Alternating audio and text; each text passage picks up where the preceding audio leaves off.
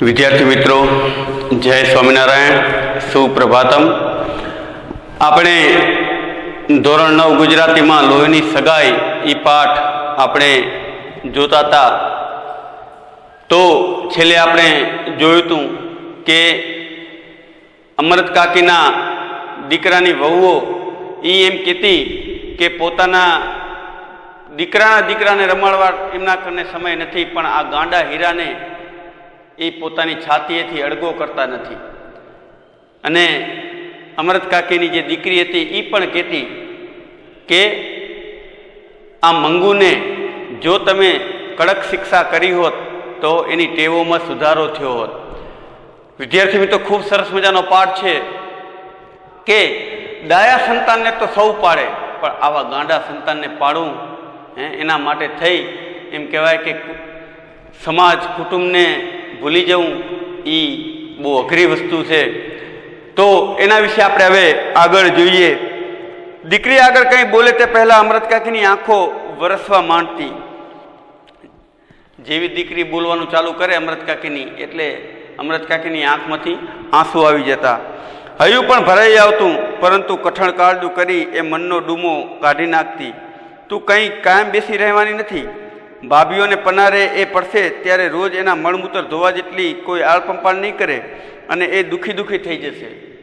એટલે એની દીકરી કહેતી અમરત કાકીને કે અત્યારે તું છે ત્યાં સુધી એની સેવા કરીશ, પછી જ્યારે ભાભીઓના પનારે પડશે ત્યારે આટલી બધી સેવા ચાકરી એ કોઈ કરશે નહીં। સહેજ અટકીને ધીમે સાદે કહેતી, દવાખાનામાં મૂકવાથી ડાહી નહીં થવાની હોય તો પણ નહીં થાય, પણ જાડા પેશાબ અને કપડાનું ભાન આવશે તોય બસ છે। ભાઈઓના ઘરમાં ભગવાને ધાન ઘણું આપ્યું છે, ભાભીઓ ટંકે ખાવા ના આપે એવી પણ કજાત પણ નથી। એટલે એમ કે છે કે દવાખાનામાં મૂકવાથી એ ગાંડી છે મંગુ, એ ડાઈ નહીં થઈ જાય, પણ એને જાડા પેશાબ ક્યાં કરવા એનું ભાન આવશે। અને ભાઈઓ બધા સુખી છે એટલે, અને ભાભીઓ પણ એવી નથી કે એને અનાજ ના આપે બે ટાઈમ ખાવા। એટલે અમરત કાકી લોકોને દવાખાના અંગે પાંજરાપોળની ઉપમા આપતા ત્યારે લોકો પરાયા તરીકે જ કહી શકતા નહીં, તે દીકરી કહી નાખતી। દીકરી બધું કહી દેતી, કારણ કે બીજા તો કોઈ કહી ન શકે, એટલે આ દીકરી જે છે એ જ અમરત કાકીને કહી દેતી। દવાખાનું પાંજરાપોળ જેવું હશે અને કદાચ મંગુ મરી ગઈ તો એનો અને કુટુંબનો છુટકારો થશે। દીકરા કમાતા ધમાતા હોય, દીકરી સાસરે હિંડોળા ખાટે ઝૂલતી હોય ત્યારે હું માં થતી જાઉં એનો કંઈ અર્થ નથી। મંગોની સાથીમાં બની રહું ત્યારે જ મારી લોહીની સગાઈ ખરી। કે બધું સારું હોય અને એમની સેવા ચાકરી કરું કે શું કહેવાય કે એમના ત્યાં રહું એ તો બધા કરે એમ, પણ આવી ગાંડી મંગુની સેવા કરું એ જ મારી સાચી લોહીની સગાઈ કહેવાય। હું માં થઈ અને જો એને તરછોડું તો એ સાચી લોહીની સગાઈ ના કહેવાય એમ, એવું એ અમરત કાકી માને છે। એટલે દીકરી કહે કે દીકરાઓ કહે તો પણ મંગુને દવાખાના દ્વારા મોત ભણી ધકેલવા અમરત કાકી તૈયાર ન હતા। ગમે એટલા કે દીકરી કે દીકરાઓ કે છતાં પણ એ દવાખાને મંગુને મોકલવા તૈયાર ન હતા। દીકરાઓ માના ભાવને સમજી ગયા હતા એટલે કોઈ વખત એવી વાત કરતા નહીં।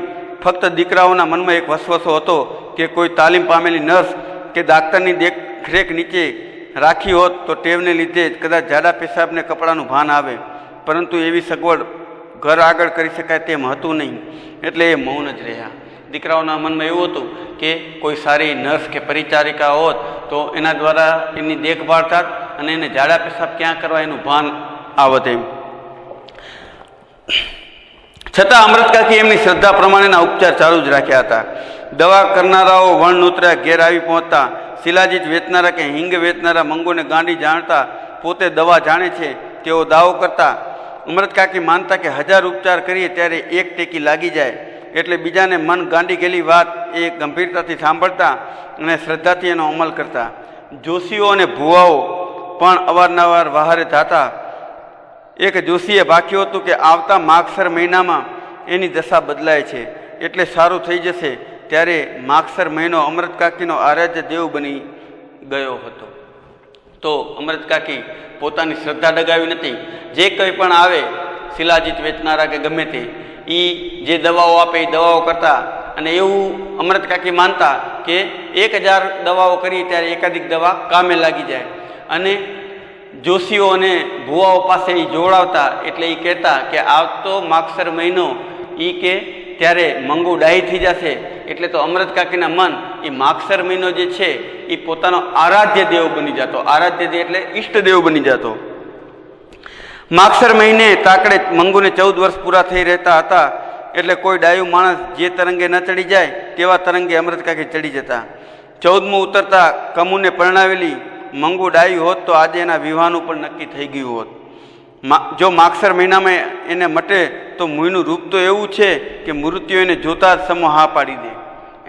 એટલે અમૃત કાકી પોતાની સપનોની દુનિયામાં ખોવાઈ જતા અને એ વિચારતા કે 14 વર્ષની એમની જે દીકરી હતી તો એ દીકરીને કમુને પરણાવી દીધી હતી. તો આ વખતે જો માગસર મહિનામાં એને 14 વર્ષ પૂરા થઈ જાય છે મંગુને, તો મંગુ પણ જો ડાય થઈ જાત તો એને પણ લગ્ન કરી નાખત. કે દેખાવમાં તો એ પણ કેવી છે, મંગુ ખૂબ રૂપાળી છે, એટલે કે કોઈ પણ મૂર્તિઓ છે એને હા પાડી દે. અને જાણે એને મટ્યું હોય તેમ એ લગ્નની યોજના પણ વિચારવા માંડી જતા. એક વખત મંગુ ડાયાની માફક ચોકડીમાં પેશાબ કરવા બેઠી. તેથી હરખાઈ જતાં અમૃત કાકીએ દિવસો સુધી દરેક આગળ પરાયણે કર્યા કર્યું. જોશીનું કહેવું સાચું પડશે. મંગુ કોઈ વખતે નહીં ને આ વખતે પહેલી વખત એની મેળે ચોકડીમાં પેશાબ કરવા બેઠી. એમ કહેવાય કે મંગુ જ્યારે ખાટલામાં નહીં પણ ચોકડીમાં જ્યારે પેશાબ કરવા બેસે, અને એક દિવસ એવું બન્યું કે ચોકડીમાં પેશાબ કરવા બેઠી અને એમને તો આખા ગામમાં કીધું કે હવે કે જોશીએ કીધું હતું બરાબર એ પ્રમાણેની આગાહી સાચી પડે છે. હવે જે મારી ગાંડી મંગુ જે છે એ હવે ડાય થતી જાય છે. સાંભળનારને ગળે આ વાત ઉતરવી મુશ્કેલ હતી, કારણ કે સાંભળતી વખતે મંગુ પેશાબ કરી ભીની માટી આંગળા વડે ખોતરતી નજરે પડતી. અને એક બાજુ અમૃત કાકી એ આવું કહેતા કે એની દશા બદલાઈ જશે, જે મંગુ ડાઈ જે છે એ ગાંડી છે એ ડાઈ થઈ જશે.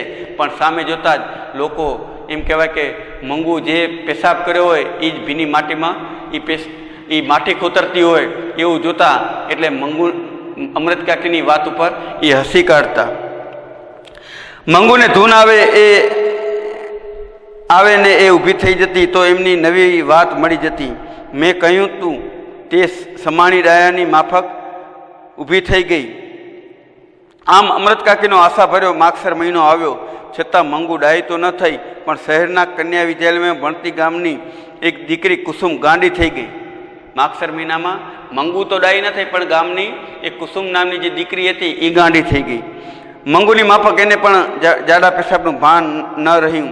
અમૃત કાકીને એથી તો દુઃખ તો થયું, પણ સાથે સાથે સંતોષ પણ થયો કે ડાહી ડમરી છોડી ગાંડી થતાં આવું ભાન ગુમાવી બેસે તો જન્મથી ગાંડી મંગુને બિચારીને એવું ભાન ન હોય તો એમાં સી નવાય એમ. એટલે એમ દુઃખ તો થયું, પણ એમને એ પણ થયું કે ભાઈ આ તો મારી જે મંગુ જે છે એ જન્મજાત એ ગાંડી છે, પણ આવી ડાહી જે કુસુમ જે છે એ પણ જો ગાંડી બની જતી હોય તો એમાં શું એમ. કુસુમને દવાખાનામાં મૂકવાનું નક્કી થયું. એ સમાચાર જાણી અમૃત કાકીને ઓછું આવ્યું ને કે એની મા જીવતી હોત તો એને દવાખાને મૂકવા ન દેત. મા વગર બધું સૂનું કહ્યું છે તે ખોટું નહીં. એ સાથે પોતાની આંખ મીચતા મંગુને પણ ભાઈઓ દવાખાનાઓ મૂકી આવતા હોય તેવું દ્રશ્ય એમને કંપાવી ગયું. ત્યારે આ ગાંડી થઈ ગયેલી કુસુમ જે છે એને બધાએ દવાખાનામાં મૂકવાનું નક્કી કર્યું. અને ત્યારે અમૃત કાકીને થોડું રડવું આવી ગયું અને એ પણ વિચારવા લાગ્યા કે એની મા જીવતી હોત તો આજે એને દવાખાનામાં મૂકત નહીં. તો એના અનુસંધાનમાં આગળ જોઈએ તો પહેલા મહિનાને અંતે કુસુમને સારો ફાયદો થયો તેવા સમાચાર આવ્યા.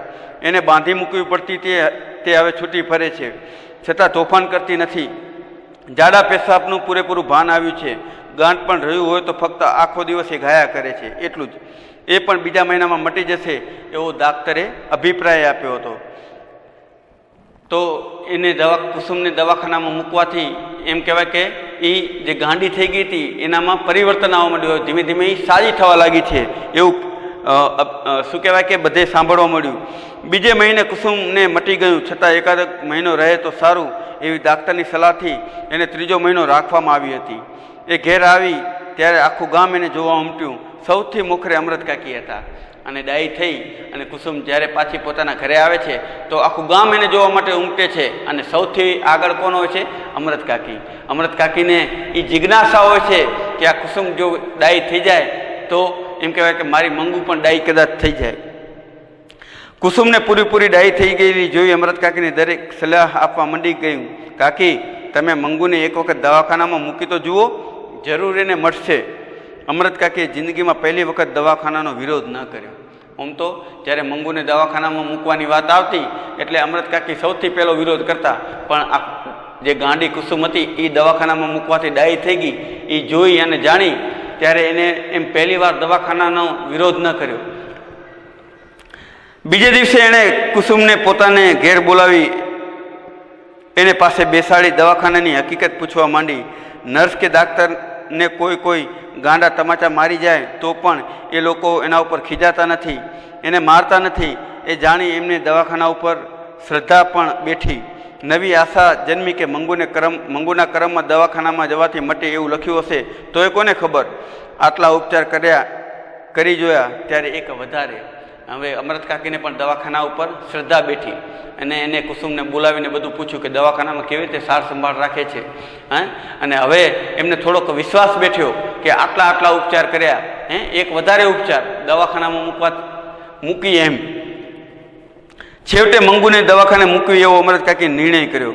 એ માટે મોટા દીકરાને ઘેર આવી જવા એમણે પત્ર પણ લખાવ્યો. છતાં એ નિર્ણય લીધો ત્યારે એમની ઊંઘ ઉડી ગઈ હતી. જાણે પોતે હારીને આ કામ કરી રહ્યા હતા એમ એમના મગજ ઉપર એક જાતનો ભાર જણાવવા લાગ્યો હતો. મંગુ મોટી થતી જતી હતી, પોતાની વૃદ્ધાવસ્થા વધતી જતી હતી. વહુઓ ચાકરી નહીં કરે એની ખબર પડી ગઈ હતી, કારણ કે બેમાંથી એકે વહુ હજુ સુધી સાથે રહેવા આવવાનું આમંત્રણ આપ્યું ન હતું. એ સ્થિતિમાં મંગુનો પ્રભુ હોય અને એને મટી જાય કે ન મટે તો પણ જો એને દવાખાનામાં ગોઠી જાય તો મરતી વખતે પોતાને એક જાતની શાંતિ રહે કે એની ચાકરી કરનાર દુનિયામાં પારકું પણ છે ખરું. એટલે અમરત કાકીને તો ખબર જ હતી કે પોતાના દીકરાની વહુઓ એ સેવાઓ કરશે નહીં, કારણ કે હજુ સુધી એકે વાર એ દીકરાની વહુઓ એમને આમંત્રણ નહોતું આપ્યું કે તમે અમારી સાથે આવીને રહો. એટલે અમરત કાકીને ખબર હતી કે એ આ મંગુની પણ સેવા તેઓ કરશે નહીં.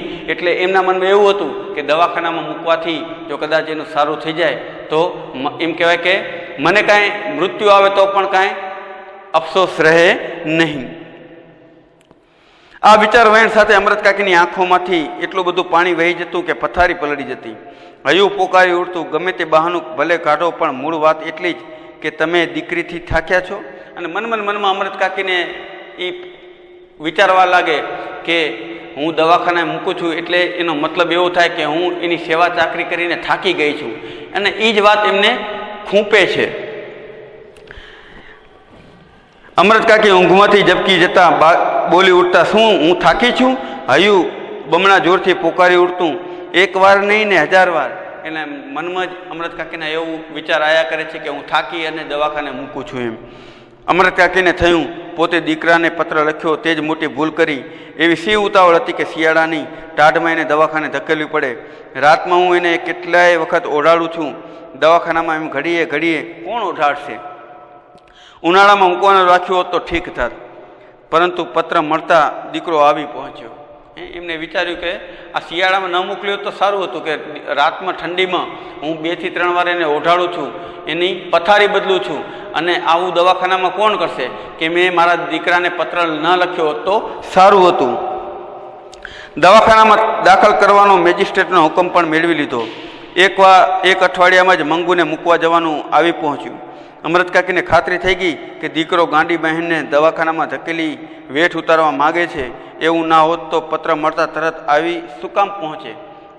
હવે અમરત કાકીને એવું થાય છે કે મારો દીકરો જે છે એ પણ આ મારી દીકરી ગાંડી મંગુ જે છે એને દવાખાનામાં મૂકવા તત્પર છે, કારણ કે એક જ પત્ર લખ્યો અને તરત કેમ આવી ગયો એમ. મંગુને મૂકવા જવાનું હતું તે રાતે અમરત કાકીને બિલકુલ ઊંઘ આવી ન હતી. સવારમાં એક જ વિચાર એ પણ આવ્યો કે પોતે સાથે ન જાય તો સારું. દવાખાનાવાળા દીકરીને પોતાનાથી છૂટી પાડશે તે સહેવાશે નહીં, પરંતુ દવાખાનામાં કેવી સગવડ છે એ પોતે નજર જુએ નહીં ત્યાં સુધી ચેન પડે એવું ન હતું. એટલે એ ન છૂટકે જવા તૈયાર થયા, પણ મંગુને લઈ ઘેર બહાર નીકળવાનું થયું ત્યારે એમના ઉપર બ્રહ્માંડનો ભાર આવીને ઠલવાઈ ગયો. બ્રહ્માંડનો ભાર એટલે આખા એમ કહેવાય કે બ્રહ્માંડનો ભાર એક પરમાત્મા સિવાય કોઈ સહન ન કરી. એટલે કે એનો મતલબ એ રૂઢિપ્રયોગનો કે એવડું મોટું દુઃખ આઘાત એ આવી પડ્યો. આંખમાંથી શ્રાવણ અને ભાદરવો શરૂ થયો એટલે આંસુઓની ધાર નીકળવા માંડી. જેવી દવાખાનામાં મંગુને મેળવાનું જવાનું થયું ત્યારે નજર મંગુ ઉપર ચોંટી ગઈ હતી. તે કેમે ઉખડતી ન હતી. મંગુ એને પહેરાવેલા નવા કપડાનો રંગ ધારી ધારીને જોઈ રહી હતી. ગેલમાં આવી ગઈ હોય તેમ અમૃતકાકી સામે જોતા એ હસી પણ ખરી. એ સમૂહ અમૃતકાકીનું દિલ કપાઈ ગયું. ઢોર પણ એને ખીલેથી છોડે બીજે લઈ જવામાં આવે ત્યારે નવા ધણીને ઘેર જવા આનાકાની કરે છે. બરાબર, કોઈ પણ મૂંગું ઢોર હોય, પશુ હોય, એક ખીલેથી એક ઘરેથી જ્યારે બીજા ઘરે મૂકવાનું હોય ત્યારે પણ એને ગમતું હોતું નથી. પણ મારી આ દીકરી જે મંગુ જે છે એ ગાંડી છે. એના નવા કપડાં પહેરાવેલા છે તો એના કલરો જ જોયા કરે છે. મંગુને એટલું એ ભાન ન હતું કે એ પ્રત્યક્ષ અનુભવતા અમૃતકાકી ઉમરા ઉપર ફસડાઈ પડ્યા. હયું કકડી ઉઠ્યું. અબૂત દીકરીનું દુનિયામાં કોઈ નહીં. સગી માં પણ એની ના થઈ. એમના મનમાં એવું વિચાર આવ્યા કરે છે કે હું મારી પોતાની દીકરીની ના થઈ, હું એને દવાખાને મૂકું છું. દીકરાએ મા તરફ નજર કર્યા સિવાય લથડિયું ખાઈ પગ ઉપાડતા કહ્યું, મોડું થાય છે, હવે નીકળવું જોઈએ. અને ફળિયા બહાર નીકળતા એણે ધોતિયાના છેડા વતી આંખો એ લૂછી નાખી. દીકરાને પણ દુઃખ હતું. એને પણ પોતાનું ધોતિયા વડે એ આંખો લૂછી નાખી. પડોશી સ્ત્રીએ મંગુનો હાથ જાલી આગળ દોરી. બીજી સ્ત્રીઓએ અમૃતકાકીને ટેકો આપ્યો. છેવટ કડવો ઘૂંટડો હૈયામાં સમાવી ઢીચણ ઉપર હાથ ટેકવી ઊભા થયા. બે જણે જાલીને ચડાવ્યા ત્યારે એમનાથી દમણિયામાં ચડાયું. બરાબર, ગાડામાં બેઠા. મંગુ ગાંડી છે એમ જાણતા ગાડીમાં મુસાફરોને મજાનો ખોરાક મળી ગયો. આવી ખાધે પીધે સુખી છોડીને દવાખાનામાં મૂકશો એટલે મહિના દાડામાં લાકડા જેવી થઈ જશે. ત્યાં તો ઢોરની પેટે ટંકે જેમનું તેમનું નીર્યું. એટલે બસ કે આવી સરસ તંદુરસ્ત મંગુ જે છે એ બધા ગાડીમાં જ્યારે જતા હતા ત્યારે એ બધા મુસાફરો મજાક કરતા હતા કે આવી કે હુષ્ટપુષ્ટ મંગુ જે છે એને દવાખાનામાં મૂકશો તો પાછી લાકડા જેવી થઈ જશે, એનું શરીર આવું હુષ્ટપુષ્ટ રહેશે નહીં.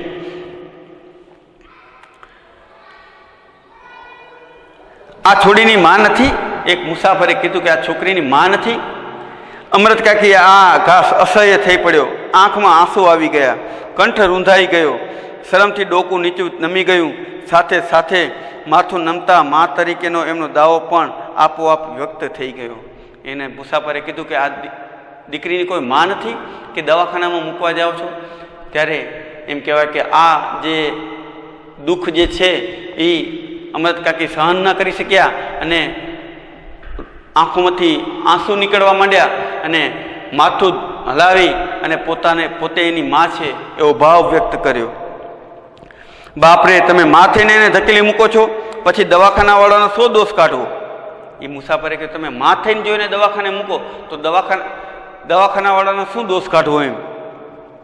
અમૃતકાકી જો એકલા હોત કે દીકરાને માઠું લાગવાની બીક ન હોત તો વળી વળતી ગાડીમાં મંગુને લઈ એ ઘેર પાછા ફર્યા હોત. પરંતુ બીજો ઉપાય ન હતો એટલે ભારે પગલે અને ભારે એ દવાખાનામાં દાખલ થયા.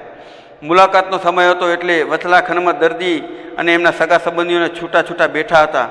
સ્વજનોએ ઘેરથી આણેલી રસોઈ ઘણા જમતા હતા. ઘરેથી જે જમવાનું લાયા હોય એ બેઠા બેઠા બધા એ જે દર્દીઓ હતા એ જમતા હતા.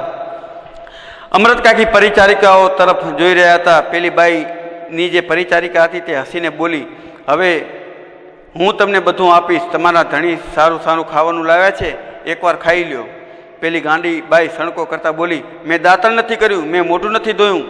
અમૃતકાકી જોયું તો એનું મોં ધોયેલું હતું, છતાં સહેજ પણ ખીજાયા વગર પરિચારિકાએ પાણીનો લોટો લાવી એનું મોં ધોવડાયું. નેપકિન વતી મોં લૂછી નાખ્યું. અમૃતકાકીના હૈયાને ટાઢક વળી કે કામ કરનારા લોકો છે માયાળુ. બરાબર, જ્યારે મંગુને દવાખાનામાં દાખલ કરવા ગયા ત્યારે એને જોયું કે જે નર્સો જે છે, પરિચારિકાઓ જે છે એ પણ માયાળુ છે. એ એમને ખબર પડી એટલે એમને થોડોક રાહત રહી. ડાક્ટર અને સ્ત્રી વોર્ડની મેટ્રન આવી પહોંચ્યા. અમૃતકાકીના દીકરાએ મેજિસ્ટ્રેટનો હુકમ આપ્યો. માને સંતોષ થાય તે માટે સાંભળે તેમ સારી સારવાર કરવા જણાવ્યું. મેટરને કહ્યું, એ બાબતમાં તમારે ચિંતા ન કરી. વચ્ચે અમૃત કાકી બોલ્યા, બોન, ચિંતા એટલા માટે કરવાની કે સાવ ગાંડી છે, કોઈ પાસે બેસીને એને ખવડાવે નહીં તો એ ખાતી નથી. આટલું બોલતા એમનો કંઠ ભરાઈ આવ્યો અને વાક્ય અધૂરું રહી ગયું. એટલે નર્સે કીધું, કાંઈ ચિંતા ન કરો. પણ તરત જ અમૃત કાકી બોલવા લાગ્યા કે મારી દીકરી મંગુ એ ગાંડી છે, એને પાસે બેસીને કોઈ ખવડાવે નહીં તો ખાતી નથી. દૂર ઉભેલી પરિચારિકા નજીક દોડી આવી. એક બોલી ઉઠી, તમે બા કોઈ જાતની ફિકર કરશો નહીં, અમે એને મોંમાં કોળિયા ઘાલીને ખવડાવશું. તમે કાંઈ ચિંતા ન કરો, અમે મોંમાં કોળિયા મૂકીને અમે એને ખવડાવશું, તમે કાંઈ ચિંતા ન કરો. ગળગળા સાદે અમૃત કાકી બોલ્યા, એ જ બોન મારે કહેવું છે, એને ઝાડા પેશાબનું પણ ભાન નથી, એટલે રાતે કપડાં બગાડે તો જોજો, નહીં તો જો ભીનામાં સૂઈ રહેશે તો એને વાયુ થઈ જશે. એક વિદ્યાર્થી મિત્રો, એક માની ચિંતા તો જુઓ, માની લાગણી તો જુઓ. બધું એને નર્સને કહે છે કે એને ઝાડા પેશાબનું ભાન નથી, રાત્રે એ પેશાબ કરે તો એની પથારી બદલી આપજો, જો ભીનામાં સૂઈ રહેશે તો એને વાયુ થઈ જશે. એ માં કહી શકે. એટલે જ કીધું છે કે માય માં બીજા કળજગના વા, માથી મોટું આ દુનિયામાં કોઈ નથી. અને મા શબ્દ તમે જુઓ વિદ્યાર્થી મિત્રો, એ શબ્દ તમને બીજે ક્યાંય જોવા નહીં મળે. એની અનુભૂતિ આપણને આ પાઠમાં થાય છે. બીજી પરિચારિકા બોલી, રાતમાં 4-5 વખત તપાસ કરાવવામાં આવે છે.